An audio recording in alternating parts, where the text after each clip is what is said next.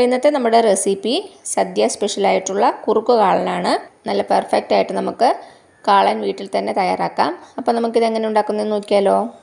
അപ്പോൾ നമ്മുടെ കുറുക്ക് കാളൻ ഉണ്ടാക്കാൻ വേണ്ടിയിട്ട് ഞാനിവിടെ ഒരു വാഴയ്ക്കയും ചേനയുടെ ഒരു ചെറിയ കഷ്ണമാണ് എടുത്തേക്കുന്നത്. ആദ്യം നമുക്കിത് ചെറുതായിട്ട് കട്ട് ചെയ്യണം. വാഴയ്ക്കയുടെ തൊലി നന്നായിട്ട് കട്ട് ചെയ്ത് മാറ്റുക.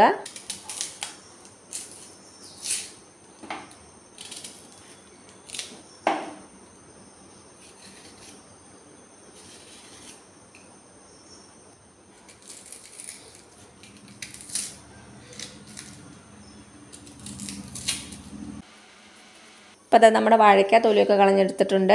അപ്പോൾ അതാ ഞാനൊരു പാത്രത്തിൽ കുറച്ച് മഞ്ഞൾപ്പൊടി ഉപ്പ് ഇട്ട് വെച്ചിട്ടുണ്ട്. അതിലേക്ക് നമ്മുടെ വാഴയ്ക്ക ചെറുതായിട്ട് കട്ട് ചെയ്തിട്ട് കൊടുക്കാം. വാഴയ്ക്കയുടെ കറ പോകാൻ വേണ്ടിയിട്ടാണ്. നടുവിലൂടെ ഒന്ന് കട്ട് ചെയ്ത് കൊടുക്കുക. എന്നിട്ട് നമ്മുടെ വാഴയ്ക്ക ചെരിച്ച് കട്ട് ചെയ്ത് കൊടുക്കാം.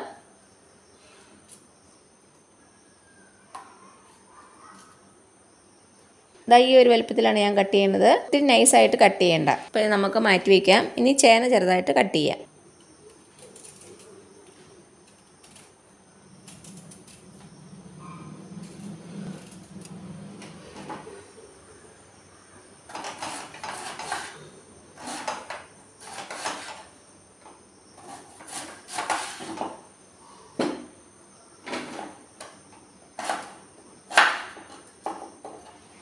അപ്പോൾ ഇതാ നമ്മുടെ ചേനയും കട്ട് ചെയ്തെടുത്തു.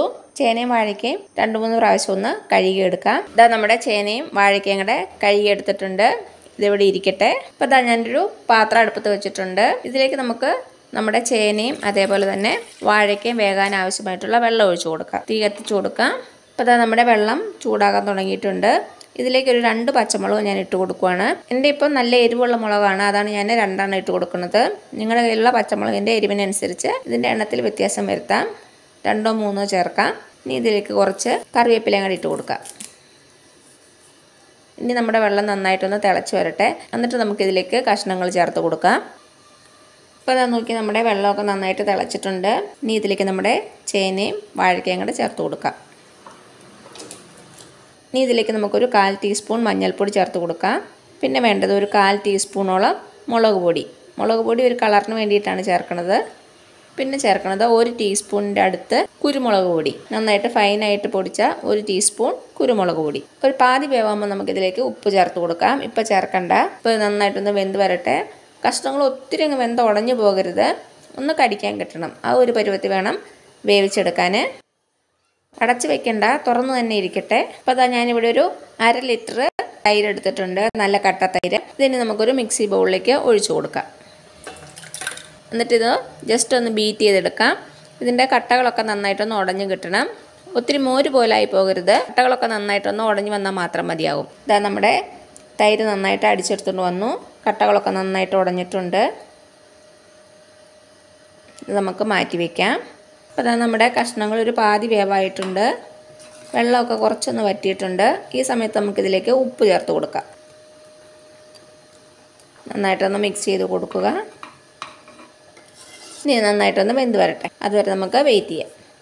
അതാ നോക്കിയേ, നമ്മുടെ കഷ്ണങ്ങളൊക്കെ വെന്തിട്ടുണ്ട്. വെള്ളമൊക്കെ വറ്റി വന്നിട്ടുണ്ട്. ഇത്രയും മതി. ഇനി ഇതിലേക്ക് നമുക്ക് നമ്മുടെ തൈര് ചേർത്ത് കൊടുക്കാം. തൈര് എടുക്കുമ്പം നല്ല പുളിയുള്ള തൈര് എടുക്കാൻ ശ്രദ്ധിക്കുക. തൈര് ചേർത്ത് കൊടുക്കുവാണേ. തൈര് ചേർക്കുമ്പോൾ തീ കുറച്ച് വയ്ക്കുക. ഇത് കണ്ടിന്യൂസ് ആയിട്ട് ഇളക്കി കൊടുക്കുക. തൈര് തിളയ്ക്കണ വരെ കണ്ടിന്യൂസ് ആയിട്ട് ഇളക്കി കൊടുക്കുക.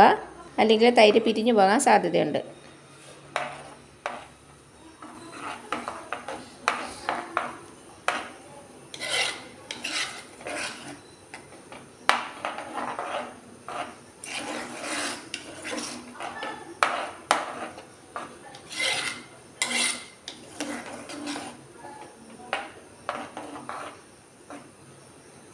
ഇപ്പം തീ കൂട്ടിയാണ് വെച്ചേക്കണത്.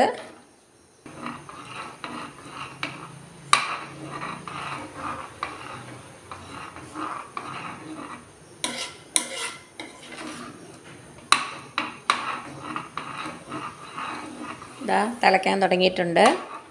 നന്നായിട്ട് തിളച്ചു. ഇനി കണ്ടിന്യൂസ് ആയിട്ട് ഇളക്കേണ്ട ആവശ്യമില്ല. ഇടയ്ക്കിടയ്ക്ക് ഒന്ന് ഇളക്കി കൊടുത്താൽ മതി. ഇനി നമ്മുടെ തൈര് നന്നായിട്ട് കുറുകി വരണം.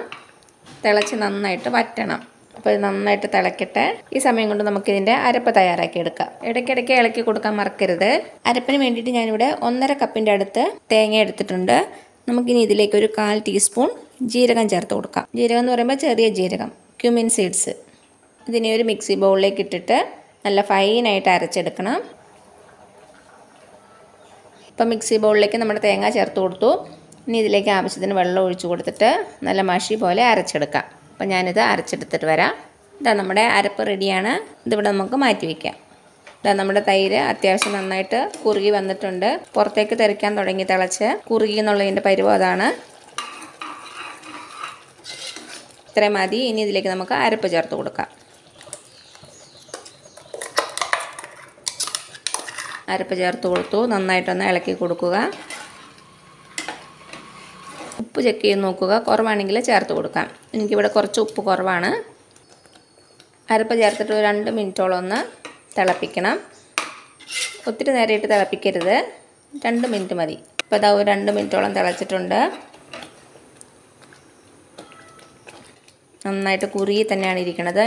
നമുക്ക് തീ ഓഫ് ചെയ്യാം. ഇനി ഇതിലേക്കൊന്ന് കടുക് വറുത്തിടണം. കടുക് വറുക്കാൻ വേണ്ടി ചീനച്ചട്ടി വെച്ചിട്ടുണ്ട്. ചീനച്ചട്ടി ചൂടാകുമ്പോൾ നമുക്കിതിലേക്ക് 2 ടേബിൾ സ്പൂൺ വെളിച്ചെണ്ണ ഒഴിച്ച് കൊടുക്കാം. വെളിച്ചെണ്ണ തന്നെ യൂസ് ചെയ്യണം. എണ്ണയൊന്ന് ചൂടായിട്ട് വരട്ടെ. എണ്ണ ചൂടായിട്ട് വന്നിട്ടുണ്ട്. ഇതിലേക്കൊരു 1/2 ടീസ്പൂൺ കടുക് ഇട്ട് കൊടുക്കാം. ഒരു 8-10 ഉലുവ. കടുക് ഉലുവയും പൊട്ടി വന്നിട്ടുണ്ട്. ഇതിലേക്ക് ഒരു 2 തണ്ട് കറിവേപ്പില. ഇനി നമുക്ക് നമ്മുടെ കാളനിലേക്ക് ഒഴിച്ചു കൊടുക്കാം. ഇനി അതേ ചീനച്ചട്ടിയിലേക്ക് തന്നെ നമുക്കൊരു 1/2 ടീസ്പൂൺ നെയ്യ് ഒഴിച്ചു കൊടുക്കാം. ഈ സ്റ്റെപ്പ് ഓപ്ഷണലാണ്. നിങ്ങൾക്ക് വേണമെങ്കിൽ മാത്രം ചേർത്താൽ മതി. നെയ്യ് ചെറുതായിട്ടൊന്ന് ചൂടാകുമ്പം നമുക്ക് തീ ഓഫ് ചെയ്തിട്ട് ഇതിലേക്ക് ഒരു 1/4 ടീസ്പൂൺ ഉലുവാപ്പൊടി ചേർത്ത് കൊടുക്കാം. തീ ഓഫ് ചെയ്തിട്ടാണ് ഇട്ട് കൊടുത്തത്. നന്നായിട്ടൊന്ന് മിക്സ് ചെയ്തിട്ട് ഇതും കൂടി നമുക്ക് കാളനിലേക്ക് ഒഴിച്ചു കൊടുക്കാം. നന്നായിട്ടൊന്ന് മിക്സ് ചെയ്ത് കൊടുക്കുക.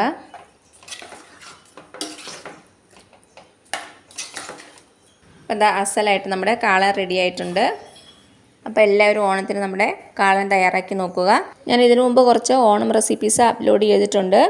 അതൊരു പ്ലേലിസ്റ്റിലാക്കിയിട്ടുണ്ട്. അതിൻ്റെ ലിങ്ക് ഞാൻ താഴെ കൊടുക്കാം. കാണാത്തവരൊന്ന് കണ്ടു നോക്കണേ. അപ്പോൾ എല്ലാവരും നമ്മുടെ കുറുക്ക് കാളൻ തയ്യാറാക്കി നോക്കിയിട്ട് അഭിപ്രായങ്ങളൊന്നും അറിയിക്കാൻ മറക്കരുത്. അപ്പോൾ ഈ വീഡിയോ ഇഷ്ടമായാൽ ലൈക്ക് ചെയ്യാൻ മറക്കരുത്. അതേപോലെ തന്നെ സബ്സ്ക്രൈബ് ചെയ്യാനും ഷെയർ ചെയ്യാനും.